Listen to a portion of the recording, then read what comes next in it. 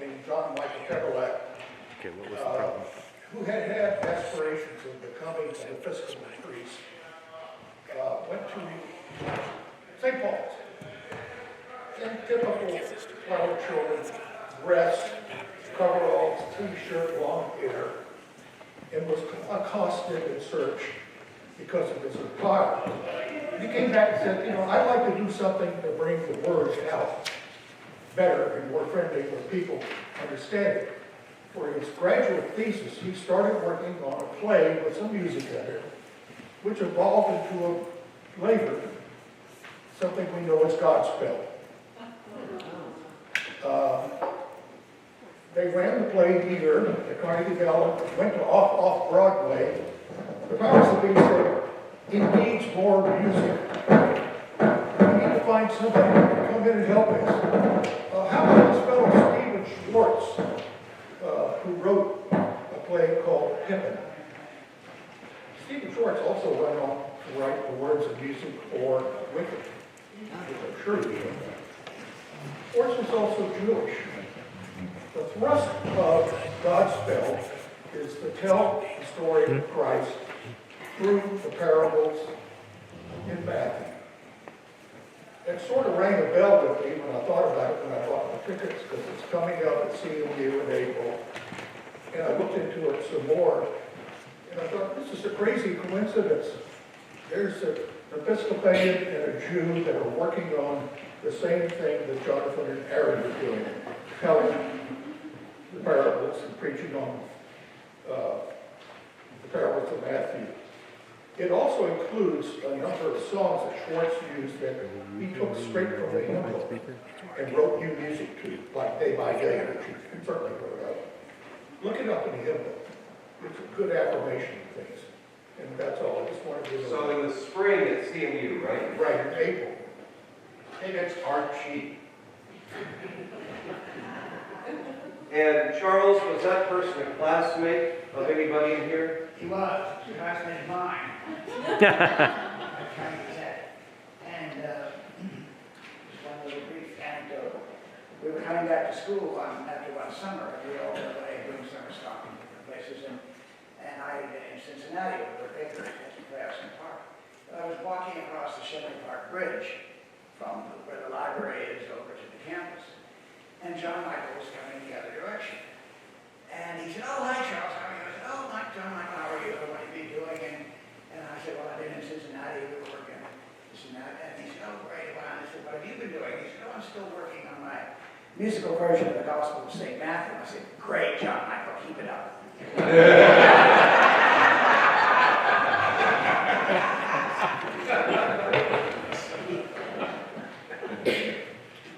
Thank you. We do have the draft of the upcoming classes, which we'll put online. Next week, we're going to talk about towers and debts. And February 19th and 26th, Aaron will be away in Israel. And so, Mom, Chris Harris from the Islamic Center of Pittsburgh, who will be here for the 2 Sundays, 19th and 26th of February, to talk about the role of Jesus within Islam and also parables within Islam, particularly in the Quran. And then most of the normal type of classes we'll do with parables. The Sunday after Easter will be an interfaith panel with our visiting rabbi and imam at 10. And then at 12:30, we will invite the 2 of them, and then we're going to invite our bishop, Kevin Select, to have a 3-person panel to talk about interfaith collaboration as well. So, upcoming here for that.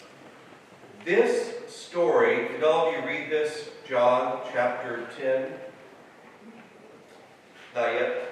The Gospels of Matthew, Mark, and Luke are often called synoptics. And Matthew, Mark, and Luke share a lot of the same material. They tell the story in a similar way. They have certain differences. For example, the beautiful story about the birth in Bethlehem and the angels, what gospel is that in? Luke. Is it in the other 3? No. What about the wise men visiting with gold, gifts of gold, frankincense, and myrrh? Matthew. Matthew. Is it in the other 3? No. So we conflate these stories and kind of put them together. But Matthew, Mark, and Luke have a lot of similarities. And you can see there's a certain thing called a tool called a gospel parallel, which will list like all these different parables and where they occur within the context of the story. They don't all appear in Matthew, Mark, and Luke, but many of them do appear. John doesn't have any of that material. It doesn't have anything at all of substance about the early life of Jesus, the birth. It's just not interested in that. I will say that John used to be my favorite gospel for years and years. And since I started teaching it more in depth, and particularly since I started being more involved with the Jewish community, John I still like, but not, it lacks to me the vitality of it. So John is written primarily to a Greek thought, Greek thinking, Greek speaking audience. The other ones are to a degree as well, but they're much more Jewish in nature. They talk about the Jewish Jesus. John doesn't do that so much. And it lacks, the Gospel of John, all of the parables, which to me has become the most exciting, or if not, I'll say one of the most exciting parts of the Gospels. It makes it come alive in a different way as a teaching tool. So, rather than just leave John out completely, I wanted to bring in a little bit so we could all experience that together. The closest the Gospel of John gets to a parable. And it does say the word in Hebrew to parable is what, Aaron? Mashal. Mashal, which could also mean, how else could that be translated? Like proverb? Example, proverb.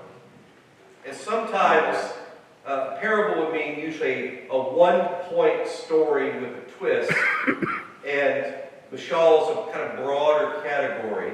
And so this could kind of fit into that broader category. That's as close as you get in John.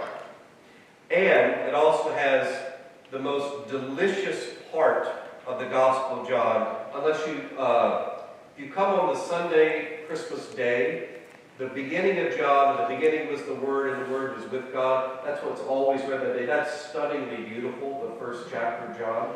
But the other wonderful part of John is the I am statements. Who could tell us what the I am statements are in the Gospel of John?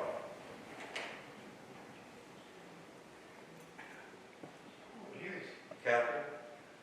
Well, a series of ways that Jesus identifies himself metaphorically. I am the good shepherd today. I am the gate. I am the bread, life. I am the water, living water. I think there's more, but That's exactly right. There are several, so something to keep in mind. Yes, Jesus says this, but it's the writer, the author, shaping how it's said and how we hear it, of course. And that's usually for a reason or reasons. And in this Gospel of John, the I am statements are doing a particular thing. They're identifying who Jesus is.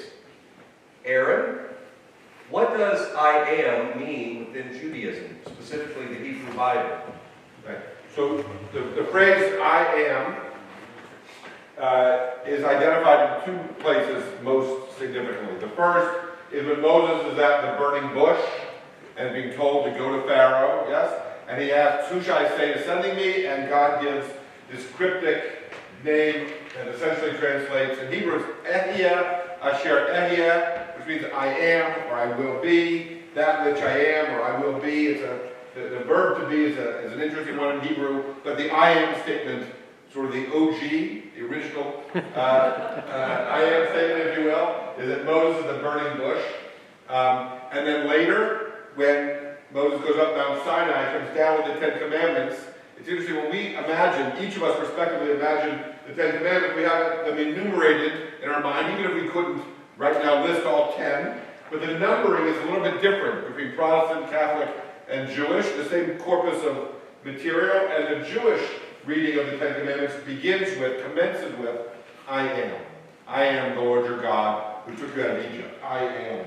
Right? Is how the Ten Commandments begins in the Jewish tradition, and it's how Moses is to understand who this God is that's going to liberate the Israelites from Egyptian bondage. What's the first, how do we count the 10 Commandments in Protestantism? What's the first one? Yes, yes, yes. No. Anybody guess? You shall have no other gods before me. Interesting, I am the Lord your God actually makes more sense. So I am. So rooted, I am, is so in your face the name of God. When the gospel writer John uses it for Jesus to identify himself, there is no mistaking what that means. So what's the point, if you could reduce it to 1 or 2 points, what is the gospel trying to do? Have you thought about it that way? It's not just a biography of Jesus.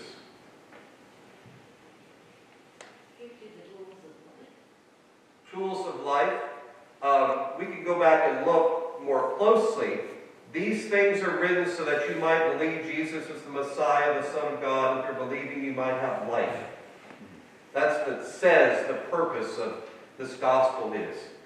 And so it's to help the reader, the hearer, understand who Jesus is and why that matters for salvation. And so if the writer is saying Jesus is making multiple claims of I am, what do you see the immediate connection he's drawing for us? Jesus is God, over and over and over. And any Jewish hearer, reader, would certainly get that point. You may disagree with it, but that's very clearly what he's trying to do.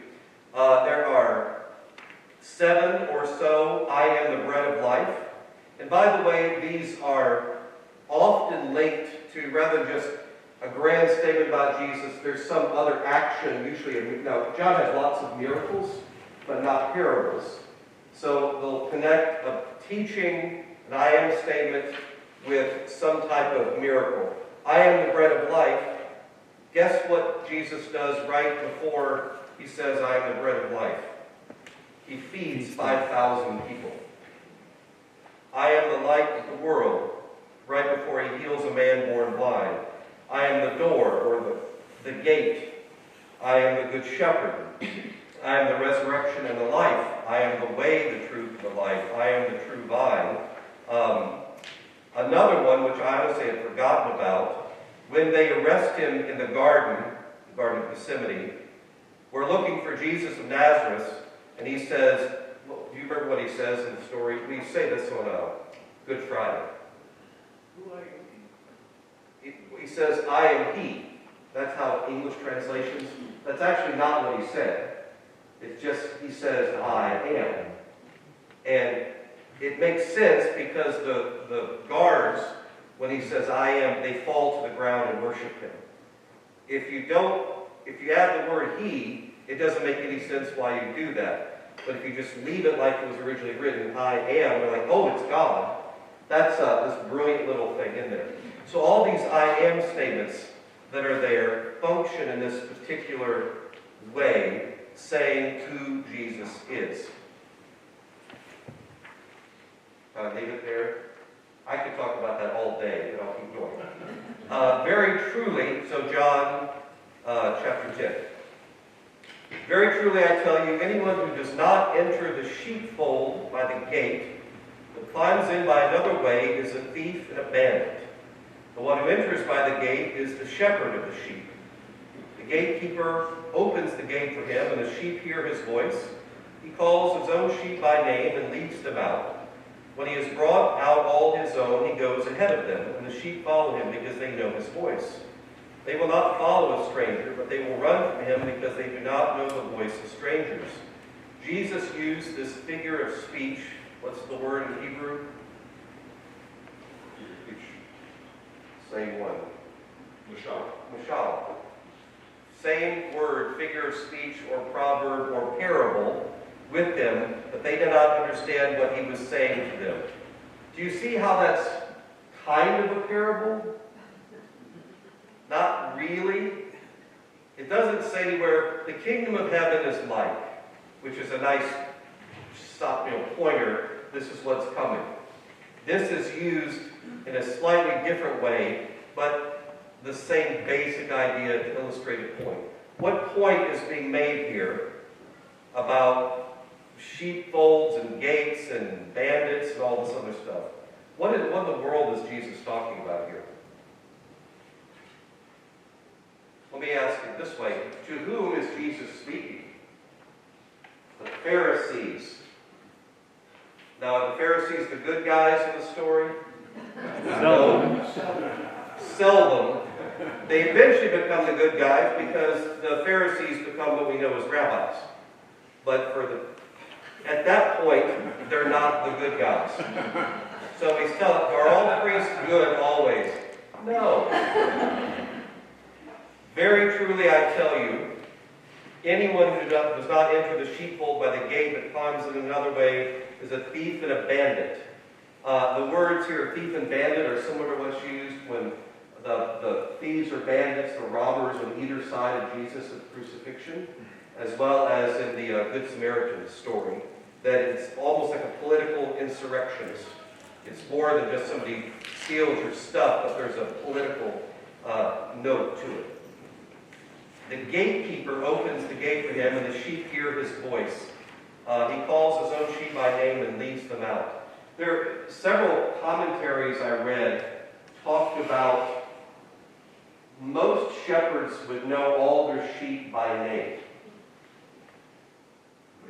Snowball, Fluffy, Grunt, whatever the case may be, that you would know them by name. And it occurred to me, if you're not, I'm not talking about industrial-sized farming here. I know my dog's bark when I hear it down the street from 50 other dogs. Why wouldn't a shepherd, that's all he does, know his sheep? And they would know his voice. And I realized, too, my dog, Misha is his name, will follow commands from other people if I'm standing there. But I've noticed he won't do it if my wife are not there. So if somebody says, he comes here on his walks because he knows several people keep treats for him. And, he's no dumb. And he will come in to Kim or Kin, and if they tell him to sit and I'm standing there, he will sit. But if I'm not within eyesight, he doesn't obey them. And there's a very interesting dynamic going on that way. And it's about, the whole point of this is it's relational. That's what the writer is making. The connection is a familiar, intimate relationship between the shepherd and the sheep, which ultimately is God and the people, but that's on which it's based. The first part is quite fascinating because it is discussing how one gets in. What was a sheepfold, a sheep pen? And do you have any idea? Have you studied Jewish culture from 2,000 years ago? What did this look like? Like walls around. Yeah, probably it was adjacent to a house. So it was similar, if you could think of it in here. Say this part of the room is where the house would be, and there would be a wall, and there would be one gate in, one gate out. So it'd be adjacent, borrowing off the same wall. And so everybody's close together. Now, if you all during the day are used to smelling sheep, smelling them at night, it's not going to make any difference. And so everybody's there all together. And so in this imagery, there's one safe, appropriate way to go in and out of the sheepfold. That is the gate. And everybody knows that. They're not, like here we have to have multiple doors. There's an escape door there and there. There's one way in and there's one way out. That's the point. These sheep, once they're properly in, will not follow a stranger. They'll run from him because they don't know the voice of strangers. And Jesus used this figure of speech with them, but they did not understand what he was saying to them.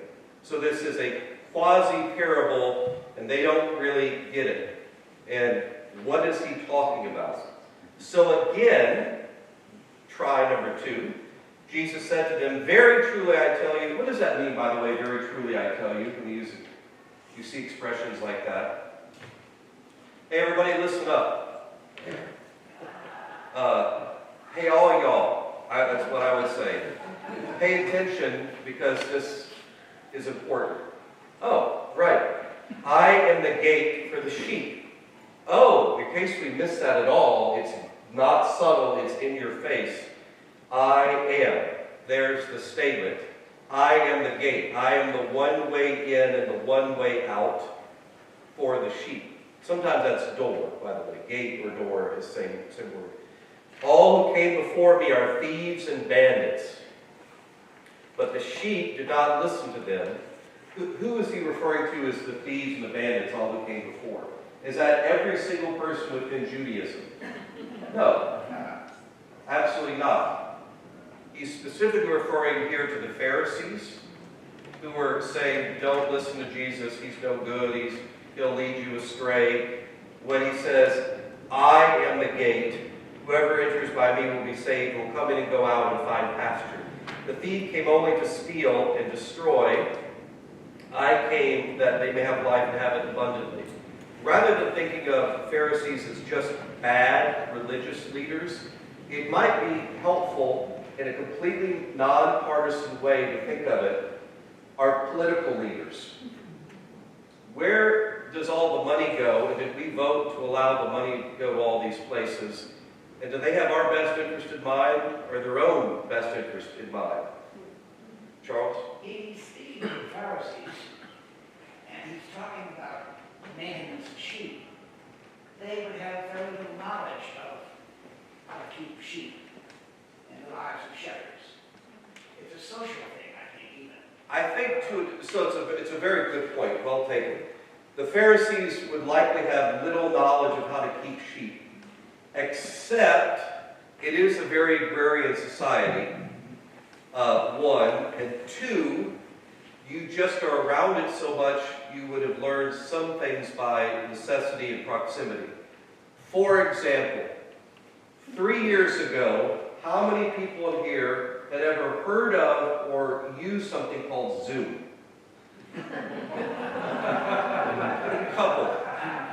Now, today, how many of you have heard of or have used Zoom, or at least know people who use Zoom? Pretty much everybody, now everybody knows what that is, because it's just there. And even if, want to and it's annoying, it's just in the air. It's there. So are they going to be technically proficient at coding? How to do Zoom? No, but you can click the link and make the, please mute your mic when you're not, you can do all those things. I've had this one thing, Catherine. I've said this recently several times, and I mean it from the bottom of my heart. If I can help people see, connect to the love of God, and get people to stop replying all on emails, I will have a successful career. And there's similar things with Zoom. It's like, please don't stand up if you're not wearing pants. Or mute your mic when you're talking to your spouse. And it's just simple things. And those take a while, but you know the basics of it. They would have known some of the basics of it. I'll get to a related point in a minute. Sorry, Catherine? Just to follow up on Barbara's question, I read that in first century Palestine, shepherds were not highly rated on the social scale. Great point. But maybe you comment on that. In first century Palestine, shepherds were not rated highly on the social scale. Absolutely true. Why is that? Why are shepherds not unclean is too strong, just undesirable? Why would they not be high up on the social scale? They do an important job. Spend their life with animals outside, so they're not in the temple. They're not doing proper religious things. So think of that. The shepherds are low on the scale hierarchy of importance. And why in the world would angels show up to shepherds and announce the birth of the Christ? Because they were the lowliest ones. Specifically for that reason, Allison and Catherine, yes.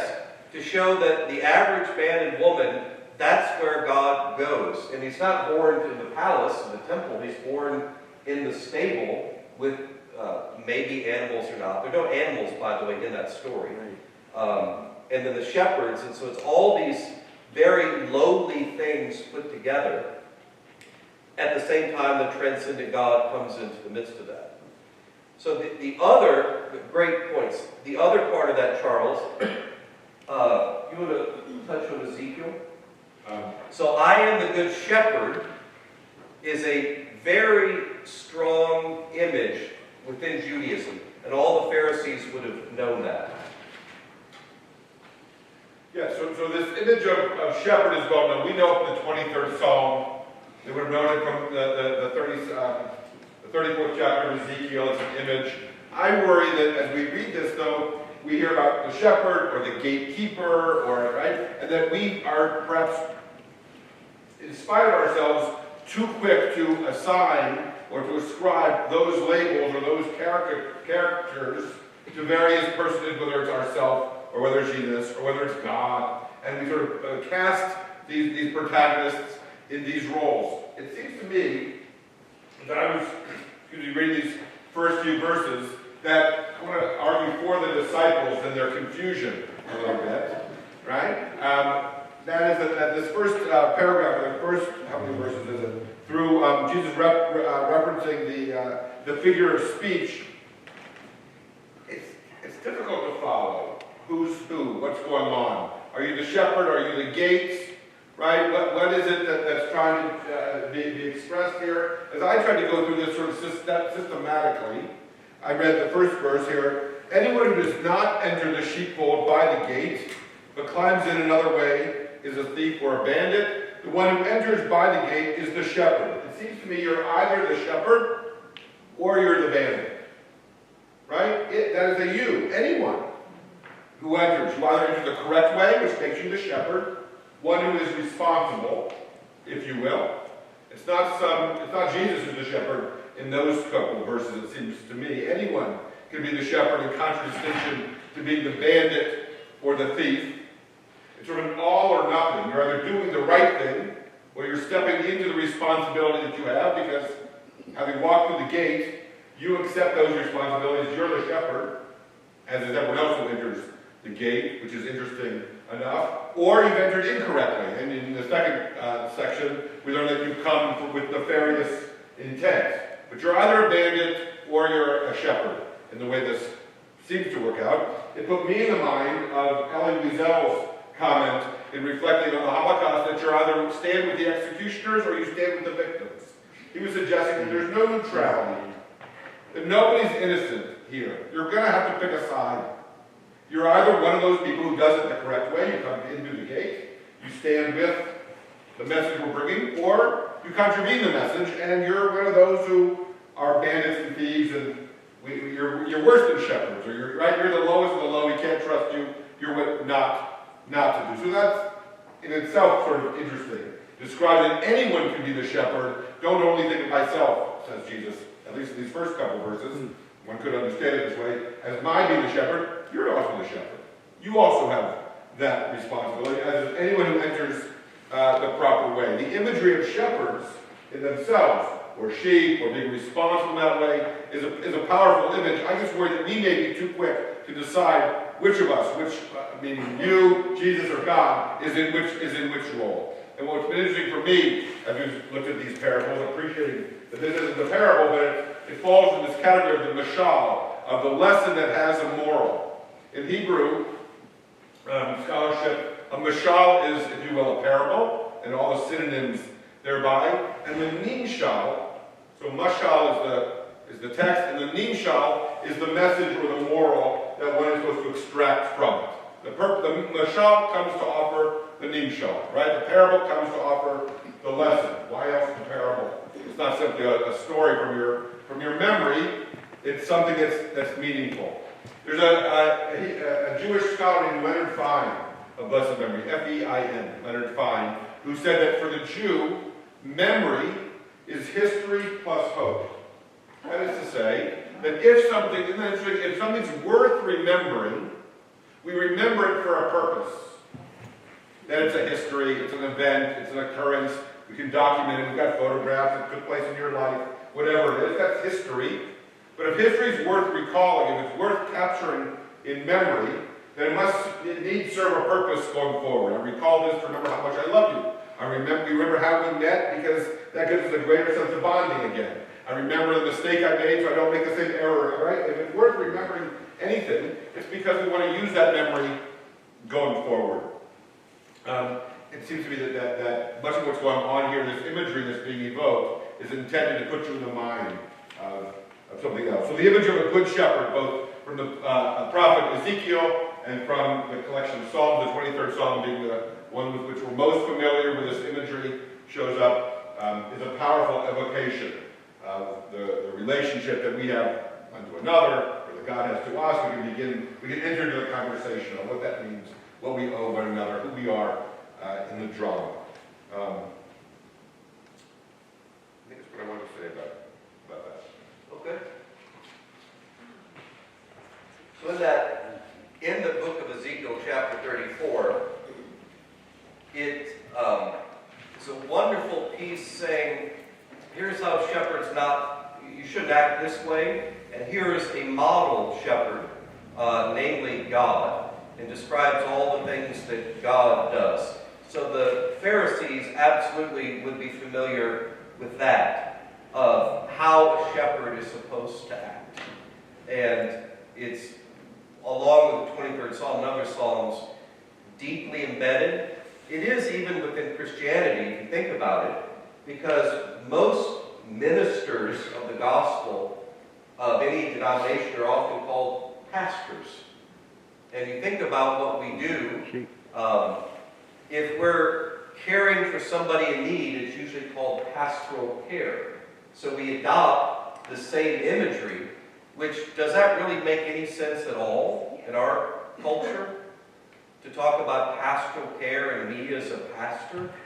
Not really, but that's, in fact, a constituent part of what a priest does. Interestingly, and I've learned so much in the past, particularly 4 years, I just never thought about what does a rabbi in America do exactly. It just never entered my mind. Like, what does an imam, Muslim teacher do? Kinda, well, I know they didn't celebrate Eucharist, for example, but there were other things. In American Judaism, so I've learned, rabbis end up doing a lot of stuff that Protestant pastors do, because those were the expectations that you would do past hospital visits. And, that they've been shaped by us and we've been shaped by them. Something that took me a little while to understand when Tree of Life first came is they had, must have been 5 or 6 meetings, and they would come in different groups, and we need to go vote on it. Does your board need to vote on all this? I said, on what? For us coming here? I said, no. That in Episcopal Church, the rector has complete authority over who comes and doesn't use the building or not. I would never abuse that, but you're talking about coming here once for free to worship. It's not like this is a forever thing, and so your rabbi can't do that. Who's in charge of staff? Oh, the executive director is. Like, oh my God. And all these things I started. So functionally, how I've explained it is for the Jews in the synagogue life, I function as the rabbi and the executive director within a synagogue. Really? And I learned parts of that are great, and parts of it are terrible. Because I have a religious role as well as a kind of a CEO role. So all these things mixed together. That's very normal, all mixing things here. So the shepherd has more than just a historic role, but is in fact embedded in very deep scripture. This is what God is supposed to be. And I hadn't thought of that point Aaron made. Each of us is a shepherd, each of us is a thief, depending on the circumstances. Charles? Is there any connection, an idiomatic, perhaps, between between the word pastoral and pasture and the word pasture, where the sheep are kept. Yes, I believe so. Very directly. I just thought of a pasture where sheep spend most of their lives. Yeah. Most of our, at least with the Episcopal Church Anglican tradition, is rooted in this is not even that much of a stretch, 19th century English village life about what a priest is and does. And it is remarkably unhelpful to think that way. There was a great book written about 10 years ago, it's a riff on a line from Buddhism. If you meet George Herbert on the road, kill him. George Herbert is like the symbolic ultimate Anglican Church of England priest who would go ring the bell for prayers and visit the people and gave his life. But that's simply not what a priest does most of the time now. But we have, everything is mixed imagery of what, think of that in any other sphere, there's no one pure identity. However, the next slide, I am the good shepherd, Jesus says. The good shepherd lays down his life for the sheep. So here's the second I am statement there. In case you missed the first one, I am the gate, I am the good shepherd. And the word in Greek, kalos, is not just good. That's how it's almost universally translated. What else could that mean? And if I suggested to you, it also means true, or model, or ideal, like Platonic ideal. Got it? Beautiful. Beautiful. It means all those things. So not just good. How does that change the idea of the shepherd? Beautiful, true, the good, the just, the model, the ideal shepherd. It's all those things. And that really is based off of Ezekiel 34. That's what the ideal, true model shepherd is supposed to be like. Who lays down his life for the sheep, if need be. Gathers them, protects them, feeds them, waters them, spends time with them, knows them by name, and so on. All those ideas are included within that idea of the model shepherd. He also shears them and perhaps slaughters them for food.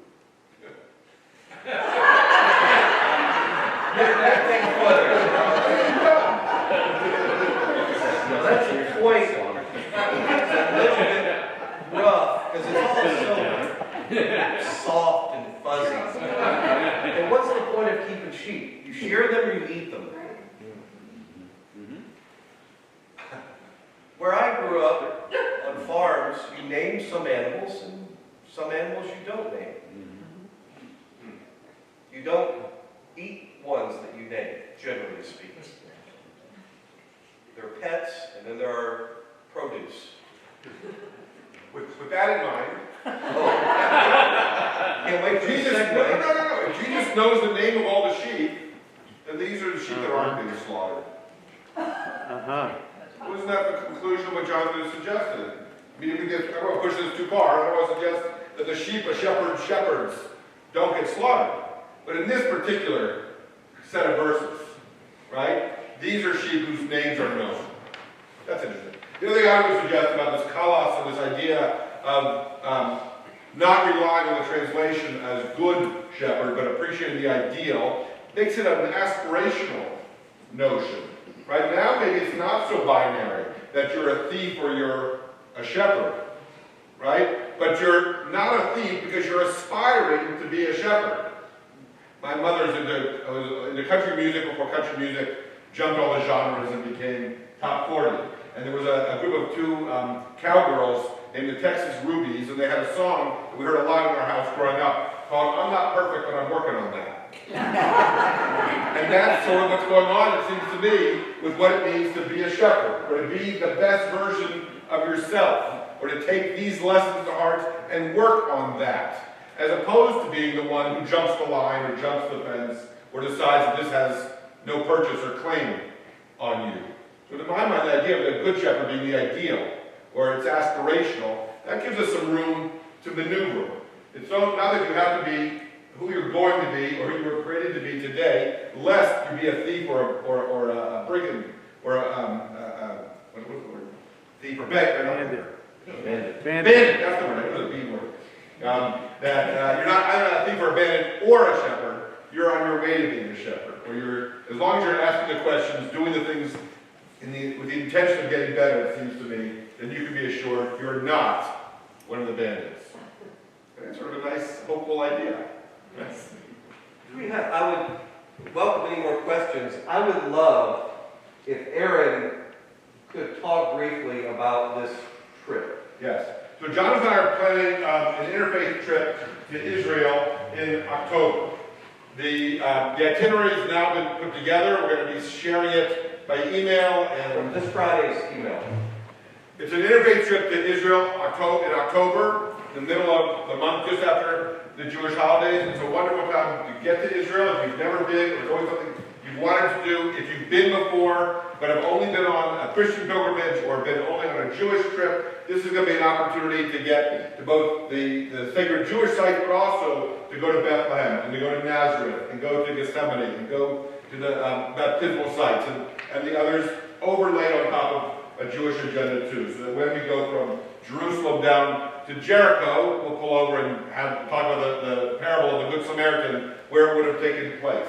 And when we're in these various places that are described in the Gospels or in the Bible, we'll have an opportunity to do that together. So there'll be more opportunities to learn about it. We'll be promoting it soon. There's a beautiful website that you'll have access to, and I hope you'll consider it, or at least if you can't make the trip with us, then follow along as we blog from there, what have you. Ideally, there'll be 40 people. Aaron and I will go, of course, plus 40 people. Hopefully, we can have about 20 Jews, about 20 Christians. St. Paul's, I believe, just left with the trip with 20, 30 people. I believe it was mostly Episcopalian, a few other. That's wonderful. But we're trying to build off of something we've been doing here together. I just see things differently being with Aaron, and I think he sees things differently working with me. That if we go to Israel together, how many times have you been? More than I can count. I don't know. I've been there for a year. He's going in a couple weeks.